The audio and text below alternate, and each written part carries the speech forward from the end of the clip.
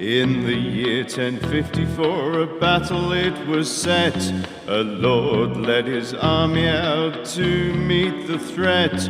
Roger de Mortimer, the first of that name, of that noble family of everlasting fame. Hello, I'm Matthew Strickland. I'm Professor of Medieval History at the University of Glasgow, and my principal interest is in chivalry and also in the political history of 12th to 13th century England and France. I'm working at the moment on a major study of aristocratic rebellion from 1066 through to the death of Edward I. And today's talk is really looking at one aspect of that, which is the nature and place of battle in the context of civil war between the sons of William the Conqueror, but also in the reign of Stephen and Matilda and Henry II and King John.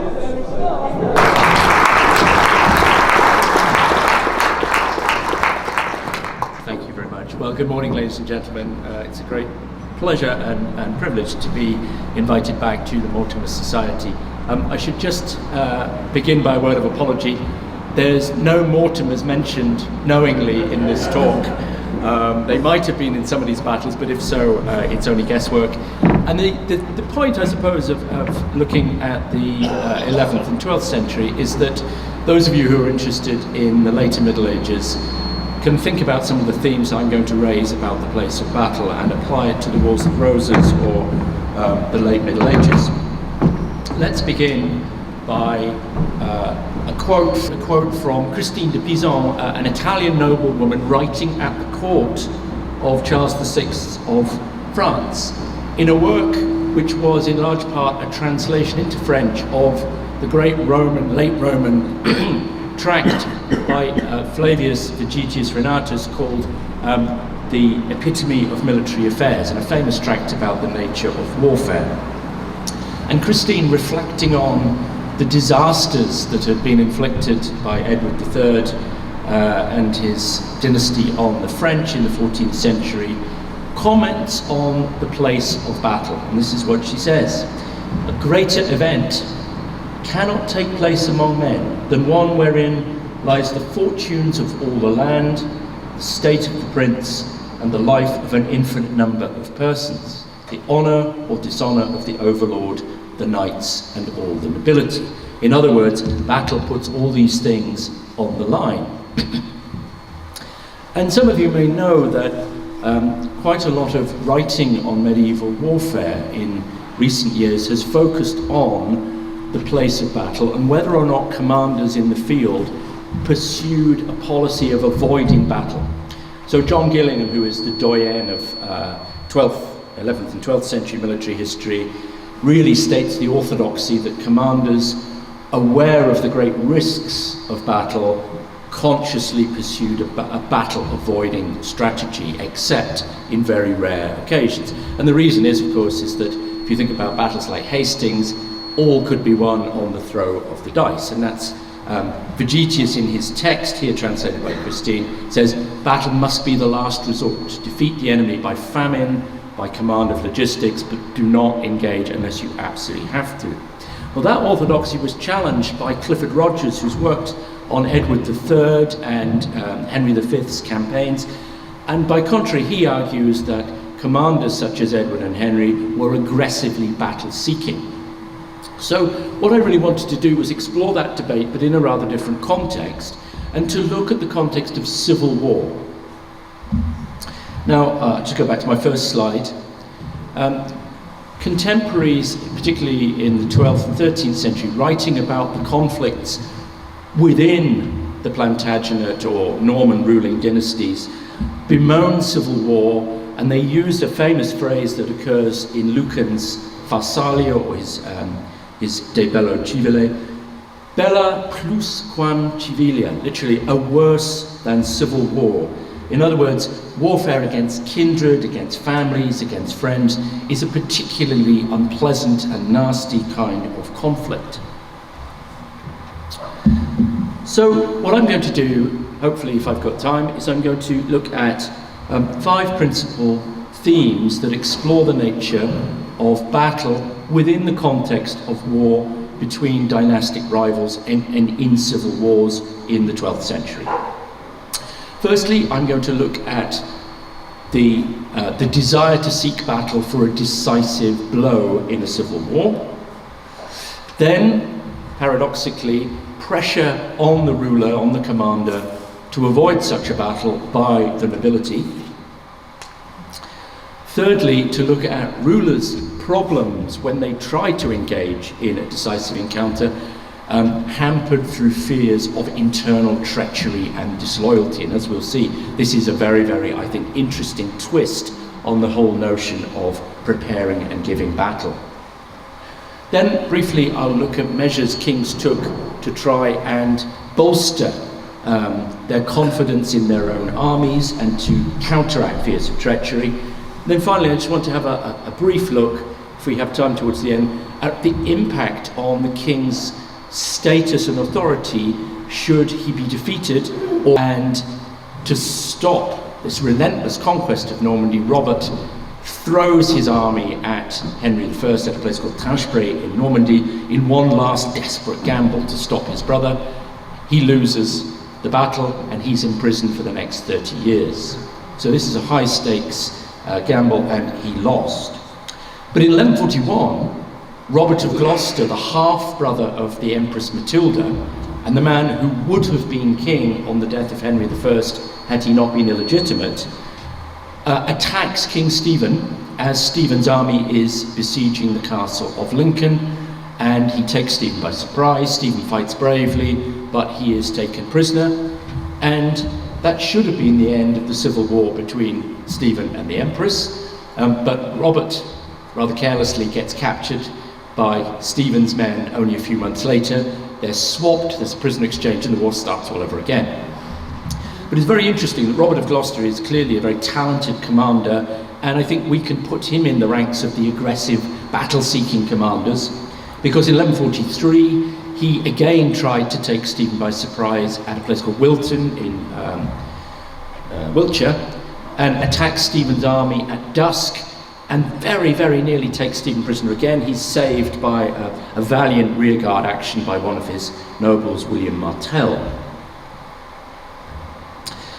What's interesting, though, is the way in which contemporaries writing about the Civil War perceive battle, because, as we'll see, battle is a hard thing to bring about in the context of civil war. But one of the leading chroniclers, a man called Henry of Huntingdon, writing after Henry II has come to the throne in 1154, couches Henry's return as one in which Henry is desperate to save England from Stephen by a pitched battle. And let me give you a quote. So, in a very long purple passage, Henry, who's Archdeacon of Huntingdon, his chronicle is one of the great chronicles for the reign of King Stephen, has Duke Henry, the young Henry Plantagenet, land in England in 1153, where he is greeted by the allegorical figure of wretched England, who is a beautiful woman, but she's been abused and her hair is torn through the ravages of civil war. And she greets him as a long-lost child who is going to bring salvation to the kingdom. England, a distraught woman, long since destroyed, but now, through Henry's coming, about to recover life. But she says to the Duke, but do you not see the great battles that Stephen is stirring up against you? The Duke replies, I want him to start these battles, for surely there would be no glory if he did not stir up battle. And through bloodshed I seek peace for you, my sweet foster daughter, for whom I have taken on such great danger. So it's interesting that this chronicler portrays battle as a crucial moment of glory to save the kingdom from anarchy. Of course, the reality was very different, because in 1153, Henry and King Stephen do in fact square up at a place called Chrom, which is a siege castle built by King Stephen to reduce the Angevin castle at Wallingford, which, as you may know, is one of the great fortresses covering the crossing of the River Thames. And both Stephen and Henry seem to have wanted a pitched battle.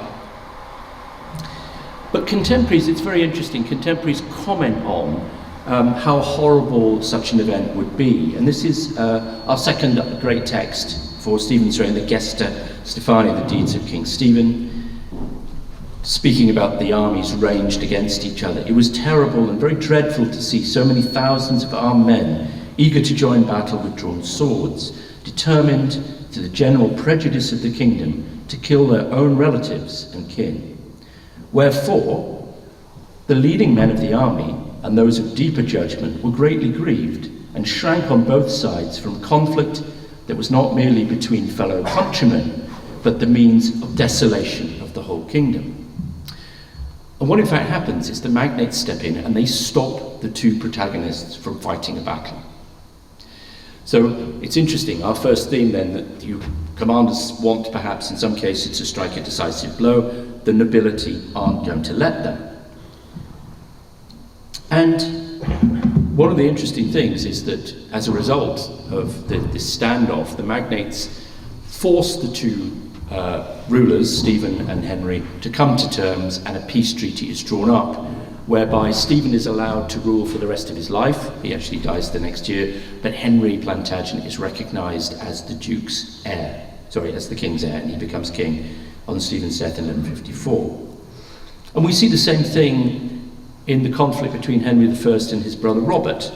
In 1101, exactly the same thing happens, that Robert and Henry square up for a battle between the two brothers, and the magnates step in and they say, we're not going to allow this to happen, come to terms, and peace is agreed between the brothers. Now what's interesting is chroniclers like Henry of Huntingdon and Orderic Vitalis, who's the other great chronicler of the Anglo-Norman period, have a very low opinion of the reasons why the nobility are engaging in this kind of peacemaking. If you look at, on the left-hand side here, here's Henry of Huntingdon again, he accuses the nobles of making peace for self-interest and to try and keep both sides weak. The nobles, or rather the traitors of England, were themselves, set themselves up, making peace among themselves, for although they loved discord more than anything, they were unwilling to go to war, since they did not care to raise up either Stephen or Henry, lest if one of them were defeated, the other should be free to lord it over them. But rather, if one were in continual fear of the other, neither would be able to exercise royal power over them. So Henry is accusing the nobles of essentially only wanting peace for self-interested reasons and to keep the two protagonists weak. Orderic, on the other hand, speaking about the standoff between Henry I and Robert Curthose in 1101, says exactly the opposite. He says, these are warmongers, and they actually try and get between the two brothers who are trying to make peace, and they try and stir up a conflict. Neither, I think, is a fair assessment of what the nobility were actually doing. There were statesmen among the Anglo-Norman nobility. So that's our first theme, I think, then, that there is a desire in some cases for a crushing strategic victory over one's dynastic rival, but the aristocracy are not always prepared to let the protagonists engage in mutual slaughter for whatever reason. But there was another reason why kings found it very difficult to come to battle against their dynastic rivals, and that was fear of betrayal and treachery. I don't know if any of you have seen the spectacularly awful film Ironclad with Paul Giacometti as King John. It's so bad it's great. And this is John threatening to hang the garrison of Rochester in 1215. But the interesting thing is, if you look at John's military career, which is by and large fairly dismal, time and again, one of the main reasons he loses is because he can't trust his own men. He's such a failure as a ruler, he's alienated the loyalty of the magnates. So famously or infamously, he loses Normandy to King Philip Augustus in the years 1202 to 4, and as a contemporary chronicler, Ralph Cockshall, says, he could bring no help to the besieged, those besieged by the French, because he went all the time in fear of his own subjects' treason. And in 1212, there was a concrete example of the fact this wasn't simply paranoia, it was a reality. John plans a major expedition against Wales, probably an attempted conquest, Edward I before Edward I. And he assembles a great army, and he's just about to march in against Llewellyn of Gwynedd when he gets word that there's a baronial plot either to assassinate him on campaign or to abandon him to the Welsh, and he has to withdraw. So you can see that there are fears of treachery, and again he snatches defeat from the jaws of victory in 1214 because the barons of Poitou refused to engage in a pitched battle with the son of Philip Augustus, the Dauphin Louis, because they are untrustworthy in the eyes of King John. Now, John, of course, is perhaps an exceptional case, but we see this motif in the case of other rulers. Henry I, I mentioned Henry I, who defeats his brother Robert at Tashbury in 1106, imprisons his poor brother in Cardiff Castle eventually, and then lives in fear of a rising in favour of Robert, led in particular by Robert's eldest son, a man called William Clito, so William the Prince.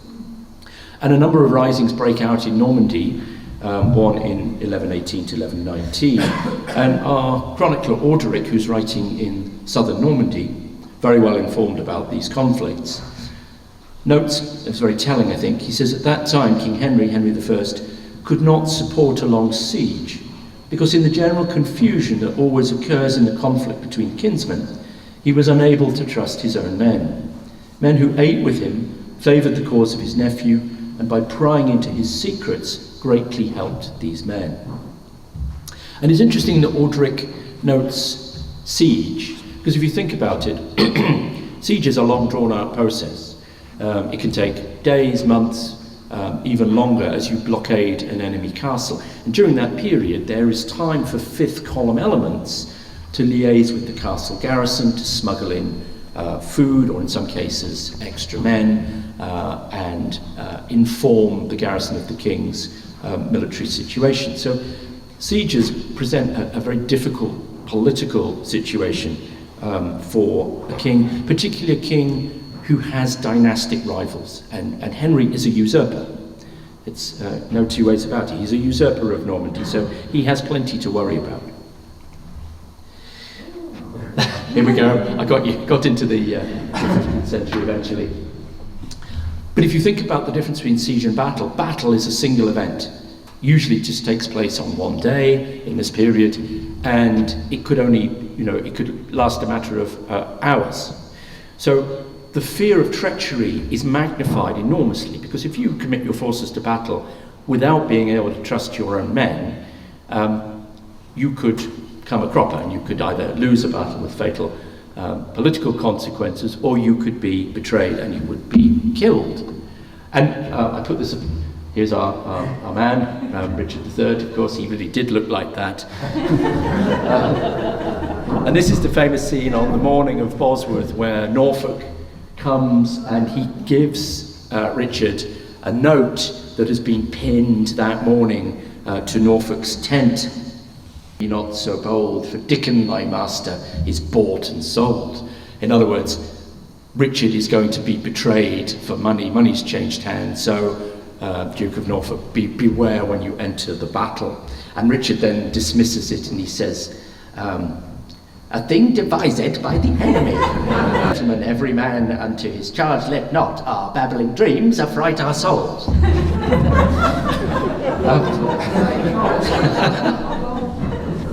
So Shakespeare, I think, gets it right. This is the idea that now Richard, of course, is shown to be arrogant and a man, cruising for a bruising, and he gets his comeuppance. But of course, in reality, other kings were much more sanguine about the problems faced by betrayal. I come back to our friend Henry I here. In 1119, the King of France, Louis VI, invades Normandy repeatedly. He launches ever more damaging raids into the Duchy of Normandy, burning the king's parks, even attacking the suburbs of Rouen, the capital of Normandy. And Henry will not engage him. And the reason he won't engage him is he fears that if he commits his forces to a pitched battle, some of his nephew, William Clito's supporters, will betray him in battle. But it gets to the point where the French attacks become so intense, he realizes if he doesn't fight, he will lose all political credibility and legitimacy. So he finally faces Louis in the field at a place called Prémule in central, it's on the Vexin, it's on the eastern border of Normandy, and he's still havering about whether or not to commit his forces to battle. When one of his greatest earls, William de Warenne, comes to the king, according to a chronicle written for the Warenne family, and he says, "My lord, I know you have been suspicious of my family in the past, but this is an occasion where we will show our loyalty by fighting against the French in the front rank, and we will show our devotion to you." And Henry is won over by Warenne's argument, and he has finally the courage to commit his forces, and they win a great victory over the French and William Clito's army.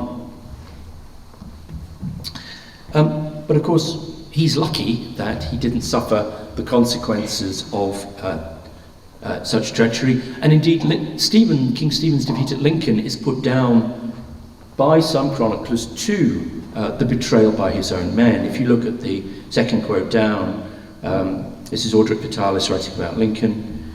In that battle, he says, treachery ran wild. Some of the magnates joined the king with only a handful of their men and sent the main body of their retainers to secure victory for his adversaries, Robert Earl of Gloucester.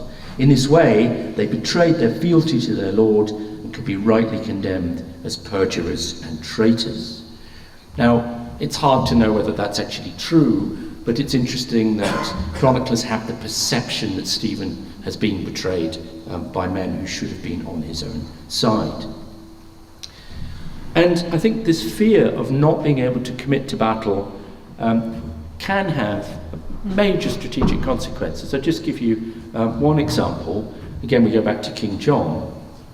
As you know, Magna Carta is squeezed from John at Runnymede in June 1215, but John goes back on his promises, crushes the baronial resistance in England, and would have obliterated the baronial cause had not Prince Louis of France, son of Philip Augustus, invaded England in 1216 with a great army. You've probably seen an equally epically bad film, Robin Hood, with Russell Crowe. You remember the scene at the end where the invasion barges of the French land on the coast at Dover, and Robin saves the day with Maid Marian, and they drive the French back into the sea. That would have been good to see, but it didn't happen.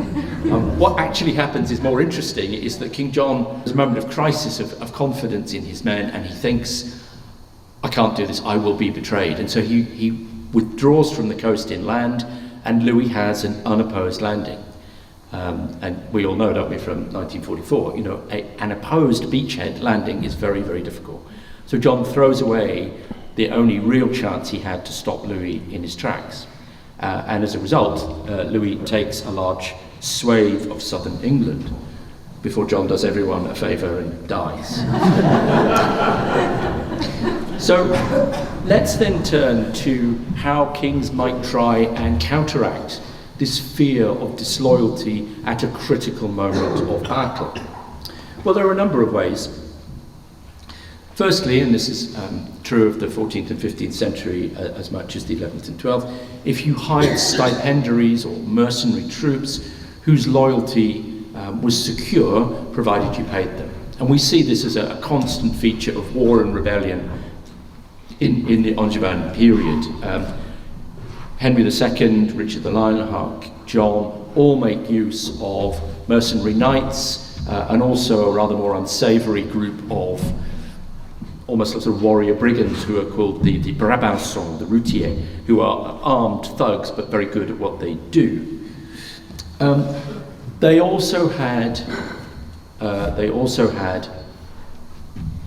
a very highly professionalised bodyguard of knights, the military household, the familia regis. And again, when we see battle in the context of rebellion in this period, it's the knights of the king's household often without the king being there in person, who defeat the rebel army. Just to give you one example, there's a great rebellion against Henry II in 1173 to 4, and in 1173 it's the king's household knights and some mercenaries who defeat Robert of Leicester in the field just outside Bury St Edmunds at Fornham, and slightly earlier at Dol in Brittany. So the king has, in terms of the quality and quantity of troops, a great advantage. That is a help. Secondly, they could use illegitimate children as loyal commanders. So kings of England's period are notorious for the number of their bastard sons. It's estimated that Henry I had at least 30 illegitimate children, at least. And some of these men, because of course they can't inherit, they are beholden to their father for their rank and title. And so their loyalty is usually absolutely steadfast. And it's interesting, we looked at the Battle of Bremule in 1119 when Henry defeats the French. Two of his illegitimate sons, Robert of Gloucester and Richard, the younger son, play a key role holding the last division of infantry against the French, and it's that division which wins the decisive blow in the battle.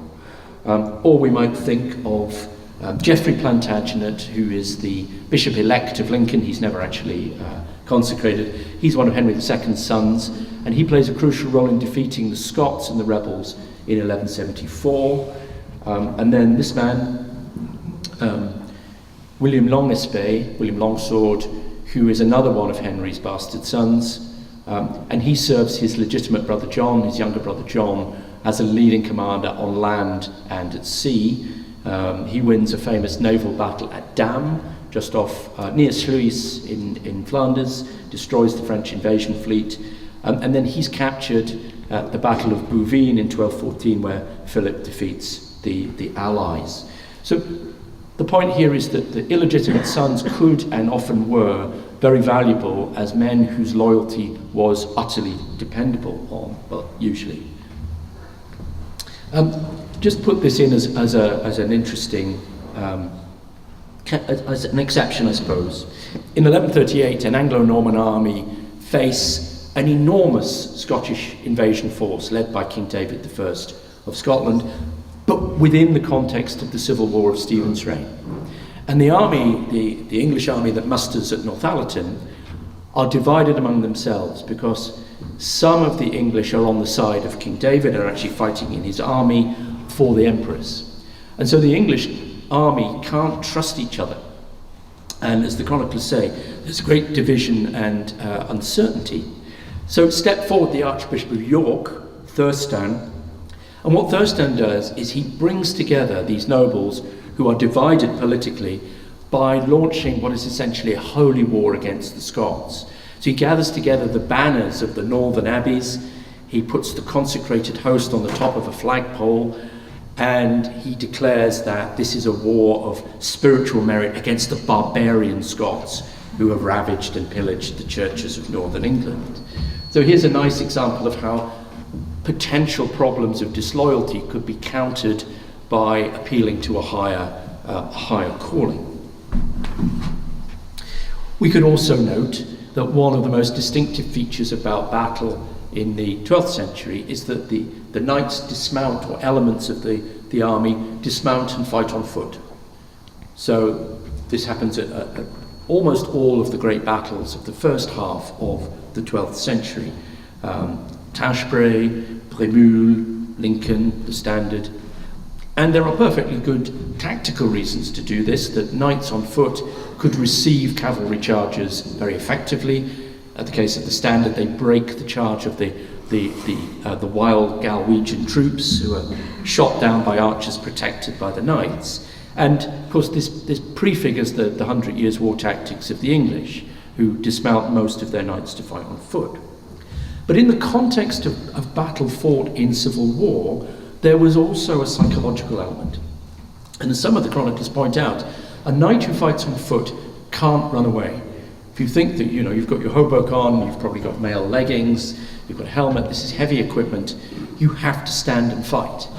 And so when the king dismounts, as Stephen did at Lincoln, it's a visible symbol to his troops that he is not going to flee. He is there to stand and fight. And of course, critically, in the context where you're fighting against a dynastic rival, you are showing you have the moral high ground. I believe in my cause. God will judge the right. I am going to stand and fight.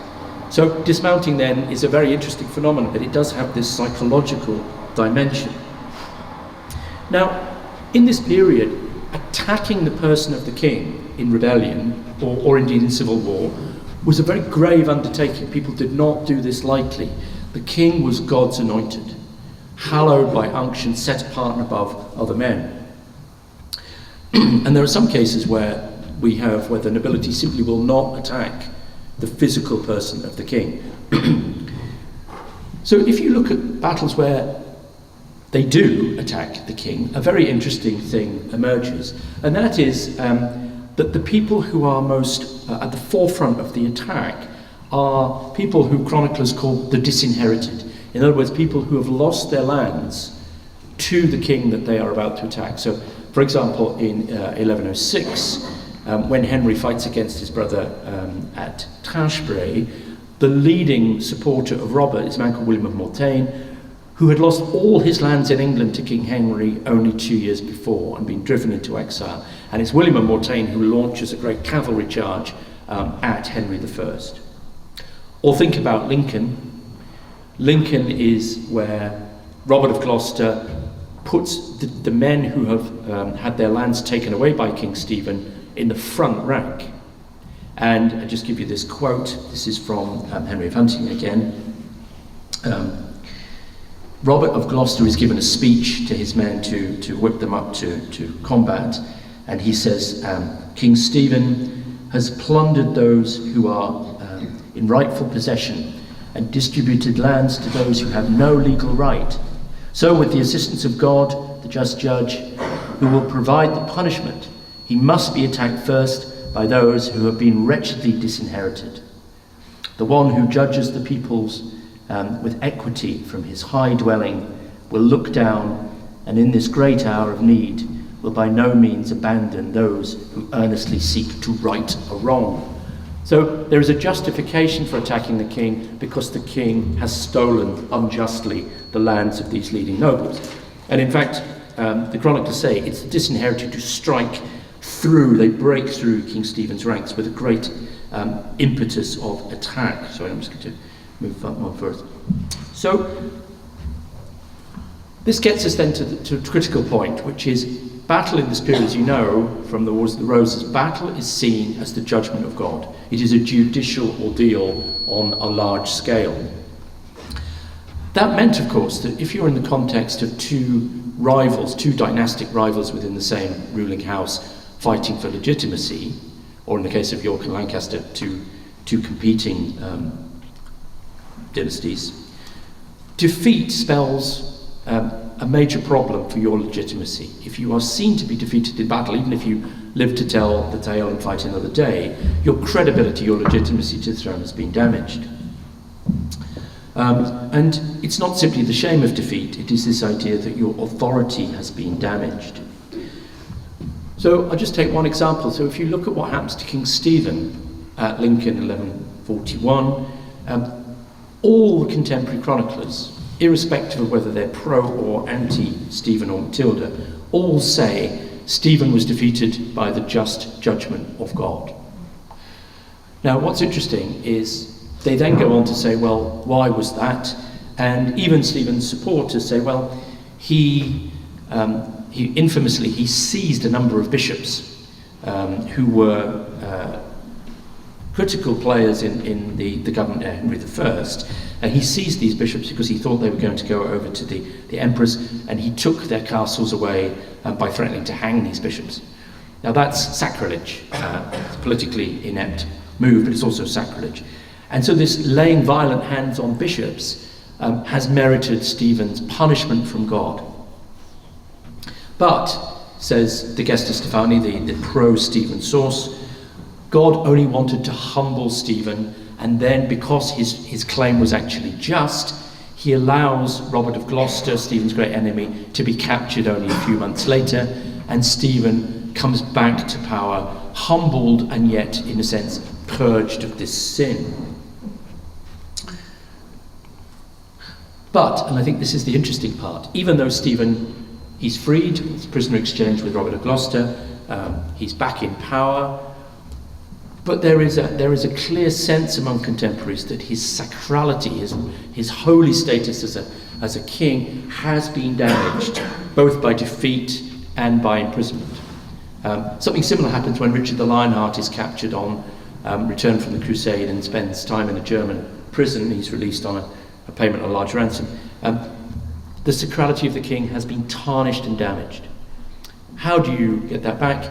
You have a ceremonial crown wearing to, if you think, reinvigorate the holy aura of the king. And so what we see is the Christmas after Stephen's release, 1142, there is a great crown-wearing ceremony at which the Laudes Regii, the special litany in praise of the king, exalting the king as a sort of quasi-divine figure, is recited in front of Stephen. And then even more interestingly, Stephen goes to the site of his defeat in 1146, and there is another crown wearing. Now clearly, the Battle of Lincoln was very symbolic to both sides in the Civil War, both to the Stephen's side and to the Plantagenets. Because the young Henry II, when he becomes king in 1154, he thinks, right, well, two can play at that game. If Stephen can have a crown wearing at Lincoln, so can I, and I can celebrate the site of my Uncle Robert's victory, because this is where Stephen's legitimacy was put to the test and was shown to have failed. So the Angevins make political propaganda out of the defeat at Lincoln as late as 1157. Let me just end on one note, and I think it's a nice paradox. We've seen, haven't we, how commanders could try and fight against dynastic rivals and seek that decisive battle, but could be thwarted in it by the nobility not wanting to engage in mutual slaughter, or by fears of treachery. And we also seen how, in some senses, a victory, if it was won, could bolster legitimacy, or conversely, if it was defeated, it could undermine dynastic legitimacy. But there could be victories which were problematic. Even if you won, you still had problems about your legitimacy. And the great example of this is 1106. So I mentioned before the battle at Treachery. So Henry I invades his brother's duchy. He's attacked by his brother in the field, and he defeats his brother and imprisons him. This is a great victory. In purely in strategic terms, it leads to the conquest of Normandy. In political terms, Robert is taken out of the equation. He's put in honourable custody, but he's kept prisoner for 30 years. So in one sense, it's a great triumph for Henry I, but it's a tarnished victory. And contemporaries, when you read the Anglo-Norman chroniclers talking about Treachery, they do it with a degree of sobriety. Some don't even mention it. Robert of Torigny doesn't even mention the Battle of Treachery in his first recension, because it was a civil war between kinsmen. It caused bloodshed of brothers, and lord against vassals. And of course, it was a brother against brother, and one brother had not only defeated his elder brother, but he'd imprisoned him for life. So this was a battle that should have been a great political triumph for Henry I, but it's actually a political embarrassment. And the chroniclers reflect this sense that it's a tragedy. And let me just end with a quote from Orderic Vitalis, because Orderic is a great supporter of Henry I, and he goes to enormous length to justify Henry's invasion of Robert's duchy and the Battle of Treachery. He tells us that Henry offers Robert all sorts of privileges and sort of joint rule if he'll come and be a member of Henry's court in England. No other source tells us this. And he goes on to say the only reason Henry invaded was to save the Norman church from the ravages of the robber barons that Robert could not suppress. He was too weak. And so he says Henry reluctantly is forced by the pleas of the poor and the importuning of the magnates to invade his brother's duchy, and embarked on a worse than civil war for the sake of peace. war for the sake of peace. And Aldrich, I don't think, was trying to be ironic. Thank you very much.